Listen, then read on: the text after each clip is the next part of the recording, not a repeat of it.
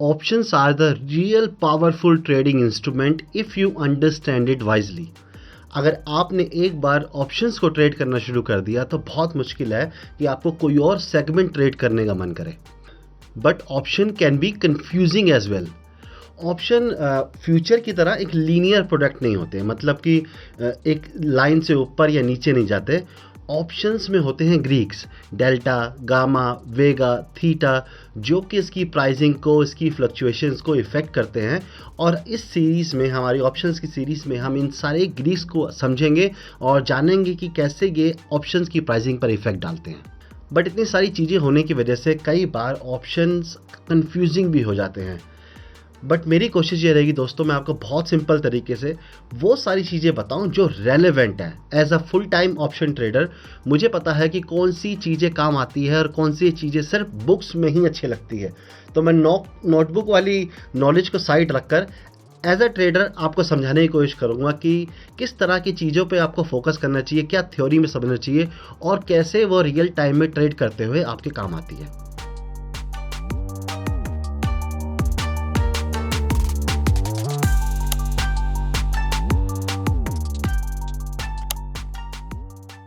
अब जैसा कि हमने पिछली वीडियोस में फ्यूचर्स के बारे में जाना था कि फ्यूचर्स एक कॉन्ट्रैक्ट होते हैं, उसी तरह से ऑप्शंस भी एक कॉन्ट्रैक्ट ही होते हैं।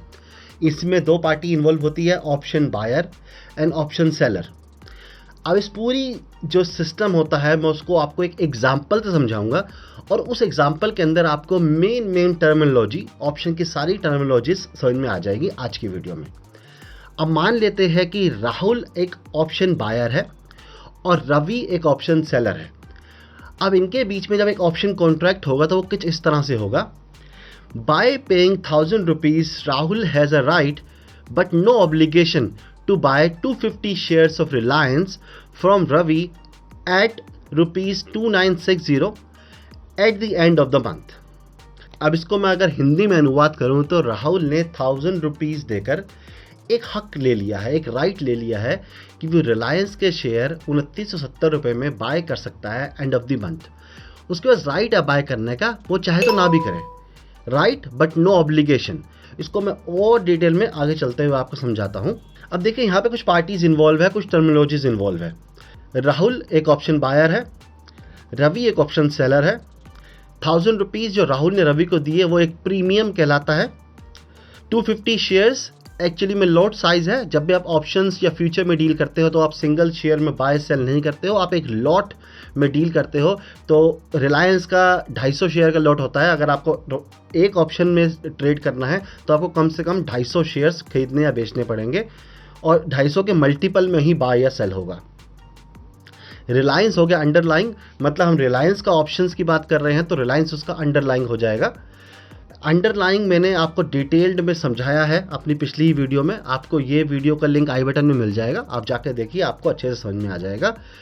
तो रिलायंस एक अंडरलाइन हो गया। अगर हम HDFC का ऑप्शन लेंगे तो HDFC अंडरलाइन हो जाएगा। TCS का ऑप्शन लेंगे TCS अंडरलाइन हो जाएगा। निफ्टी का ऑप्शन ट्रेड करेंगे निफ्टी अंडरलाइन हो जाएगा। बैंक निफ्टी का ऑप्शन ट्रेड करेंगे बैंक निफ्टी अंडरलाइन हो जाएगा। 2960 ये हो गया स्ट्राइक प्राइस। स्ट्राइक प्राइस मतलब आप किस प्राइस पे मान रहे हैं कि मार्केट इस प्राइस तक जाएगा। देखिए फ्यूचर में क्या होता है, फ्यूचर में एक ही प्राइस होता है, फ्यूचर का प्राइस चल रहा होता है।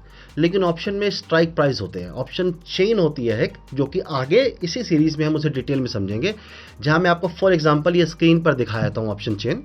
अब इसमें देख रहे हैं मल्टीपल स्ट्राइक प्राइस है। अगर आपको रिलायंस के ऑप्शन में ट्रेड करना है तो आपको कई सारे स्ट्राइक प्राइस मिलते हैं जो 20 रुपये के गैप में आप देख रहे होंगे। 2960, 2980, 3000, 3020, इस तरह से नीचे की तरफ 2940, 2920, 2900, ऐसे करते करते 20-20 रुपये के गैप में आपको स्ट्राइक प्राइस आप चूज़ कर सकते हैं कि आपको क्या लग रहा है कि मार्केट किस स्ट्राइक प्राइस के ऊपर जा सकता है तो आप ऑप्शन बाय करेंगे, कॉल बाय करेंगे, और किस प्राइस के नीचे जा सकता है तो आप पुट बाय करेंगे। अब कॉल क्या होता है, पुट क्या होता है, स्ट्राइक प्राइस क्या होता है, ऑप्शन चेन क्या होता है, ये सब इस सीरीज़ में हम जानने वाले हैं। अभी सिर्फ मैं आपको टर्मिनोलॉजी बता रहा हूँ। यहाँ पर इस कॉन्ट्रैक्ट में जो 2960 रुपये की बात हुई है वो है स्ट्राइक प्राइस। हमने बात करी है 1 मंथ की, तो 1 मंथ इज़ अ एक्सपायरी, मतलब स्टॉक्स के ऑप्शंस होते हैं वो मंथली एक्सपायर होते हैं। तो मतलब 1 महीने में जब कॉन्ट्रैक्ट एक्सपायर हो जाएगा तो राहुल के पास राइट है कि वो 2950 रुपये में रिलायंस के 250 शेयर खरीद सकता है सेलर से। अब स्टॉक का प्राइस चाहे 5000 चला जाए, लेकिन राहुल को सेलर से 2950 रुपये में ही मिलेंगे, क्योंकि उसने ऑप्शन खरीद रखा है, वो राइट खरीद रखा है और ऑब्लिगेशन नहीं है। अगर रिलायंस का प्राइस 2960 से टूटकर 2900 रुपये आ गया या 2800 रुपये चला गया तो राहुल कहेगा ठीक है यार, आपको मैंने 1000 रुपये प्रीमियम दिया, आप रख लो, मुझे आप शेयर नहीं खरीदने। तो ऑब्लिगेशन नहीं है उसको शेयर खरीदने की, उसने सिर्फ एक प्रीमियम दिया है 1000 रुपीज़। अब उसकी मर्जी है वो एक्सपायरी पे शेयर खरीदे या ना खरीदे, सब उसके ऊपर डिपेंड करता है। लेकिन अगर राहुल शेयर मांगता है तो रवि को शेयर देने पड़ेंगे, ऑप्शन सेलर को शेयर देने पड़ेंगे। और प्राइस जो भी चल रहा हो मार्केट में 2960 चल रहा हो या उससे ज़्यादा चल रहा हो तो 2960 के ही देने पड़ेंगे। 2960 से कम चल रहा हो तब भी 2960 के ही देने पड़ेंगे, क्योंकि कॉन्ट्रैक्ट में जो प्राइस दिया हुआ है वो है 2960 रुपये। इस वजह से ऑप्शन बायर जो होता है वो लोएस्ट रिस्क पर होता है और बहुत कम कैपिटल से ऑपरेट करता है। आप ऑप्शंस को एक इंश्योरेंस की तरह समझिए। जैसे हम लोग इंश्योरेंस खरीदते हैं, देखिए अगर हमें हेल्थ इंश्योरेंस खरीदना हो तो हमें प्रीमियम कितना आता है, 5000, 10,000, 15,000, 20,000, डिपेंड अपॉन आपकी एज और कितना आप बड़ा इंश्योरेंस ले रहे हैं। आपको सिर्फ 8-10 हज़ार रुपये का पड़ता है इंश्योरेंस, हेल्थ इंश्योरेंस। वहीं अगर आप बीमार हो जाते हैं तो आपको क्लेम कितने का मिलता है, 5 लाख, 6 लाख, 10 लाख, जो भी आपने रखा हो उतने लाख का क्लेम मिलता है। टर्म इंश्योरेंस होता है, टर्म इंश्योरेंस में कितनी ईएमआई जाती है, जैसे मेरी कुछ 1100-1200 रुपये की ईएमआई जाती है टर्म इंश्योरेंस की, और मैंने 1 करोड़ रुपये का टर्म इंश्योरेंस करा रखा है। अगर मुझे कुछ हो जाता है तो मेरी फैमिली को 1 करोड़ रुपये मिलेंगे, और मैं दे कह रहा हूँ 1500, 1200, 1100, 1000 रुपये हर महीना, इतना ही दे रहा हूँ। बट इसमें एक चीज़ होती है प्रोबेबिलिटी। इंश्योरेंस बेचने वाले को पता है कि बहुत कम प्रोबेबिलिटी है कि एक सर्टेन एज से पहले मुझे कुछ हो, और मुझे कुछ नहीं होगा तो जो भी मैं प्रीमियम दे रहा हूँ वो सब कंपनी की पॉकेट में जाता रहेगा, उसे कुछ देना नहीं पड़ेगा मुझे वापस। इसी तरह से जो कंपनी है वो इंश्योरेंस सेलर हो गई, ऐसे ही ऑप्शन सेलर होता है। मैं आपको स्क्रीन रिकॉर्डिंग फ़ोन की ऑन करके बताता हूँ कि कितना फ़र्क पड़ता है ऑप्शन को बाय करने में, ऑप्शन को सेल करने में कितना फ़र्क आता है, कैपिटल कितना बड़ा अंतर होता है। तो यहाँ हम ज़ीरोधा की वेबसाइट पे आ गए हैं।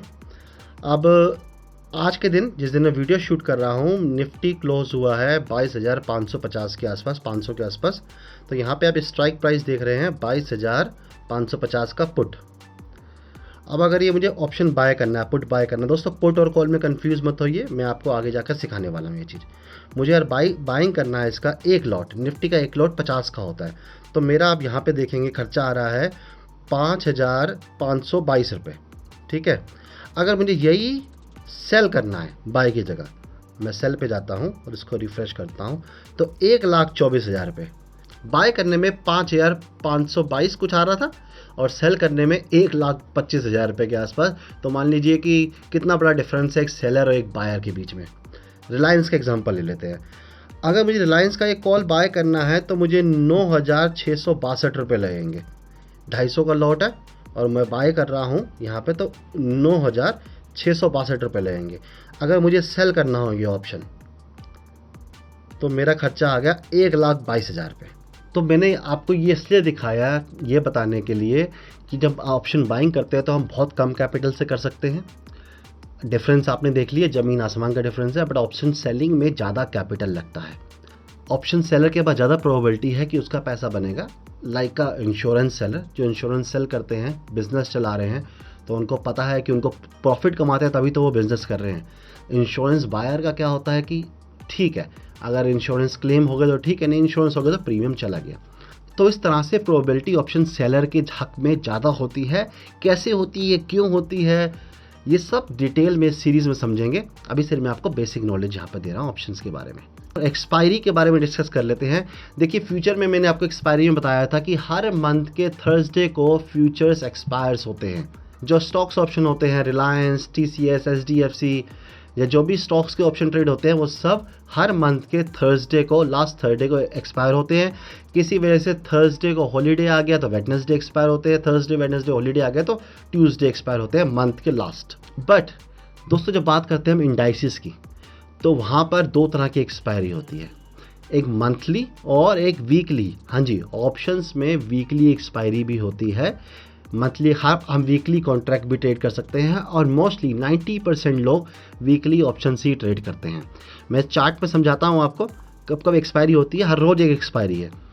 मंडे को निफ्टी मिड कैप सेलेक्ट की एक्सपायरी होती है, एवरी मंडे वीकली एक्सपायरी, और मंथ के लास्ट मंडे को आपकी मंथली एक्सपायरी होती है। ट्यूसडे को निफ्टी फाइनेंशियल सर्विसेज, फिर निफ्टी जिसे बोलते हैं हम, उसकी एक्सपायरी होती है एवरी वीक ट्यूसडे और every month Tuesday, last Tuesday of the month. Wednesday को बैंक निफ्टी सेम। थर्सडे को निफ्टी की एक्सपायरी होती है। पहले थर्सडे को सबकी सेम डे होती थी, अब निफ्टी की सिर्फ थर्सडे को होती है। वीकली एक्सपायरी भी थर्सडे होती है और मंथ के आखिरी एक्सपायरी भी थर्सडे ऑफ द मंथ होती है। फ्राइडे को सेंसेक्स और बैंकेक्स। जो अब तक आपने ऊपर देखे जितने भी इंडाइसिस देखे वो निफ्टी के इंडाइसिस है, मतलब एनएससी के, नेशनल स्टॉक एक्सचेंज के इंडाइसिस है। और जो फ्राइडे एक्सपायर होते हैं वो बीएससी के इंडाइसिस होते हैं, बॉम्बे स्टॉक एक्सचेंज के, सेंसेक्स और बैंकेक्स। सेंसेक्स आप मान लीजिए निफ्टी की तरह, बैंकेक्स मान लीजिए आप बैंक निफ्टी की तरह होता है। और इंडिविजुअल स्टॉक्स मैंने बताया आपको last Thursday of every month. दोस्तों आई थिंक ऑप्शंस के लिए मैंने आज के लिए आप लोगों को इनफ बता दिया। एक बार आप इन सब चीज़ों के बारे में जानिएगा। नेक्स्ट वीडियो में हम डिस्कस करेंगे type of option, call option, put option, ATM option, OTM option, ITM option, ये सब चीज़ें मैं आपको समझाऊंगा। अभी मैंने आपको सिर्फ बताया कि कॉन्ट्रैक्ट होता है और कॉन्ट्रैक्ट पे जो जो बातें की गई है उन बातों का मतलब क्या है, क्या क्या टर्मिनोलॉजी है ऑप्शंस ट्रेडिंग के अंदर। आज की दोस्तों इतना ही। आपको अच्छा लगा हो तो लाइक जरूर कीजिएगा, कमेंट में बताइएगा अगर आपको कोई क्वेश्चन आ रहा हो तो। Thank you so much for your time. Ta ta, bye bye.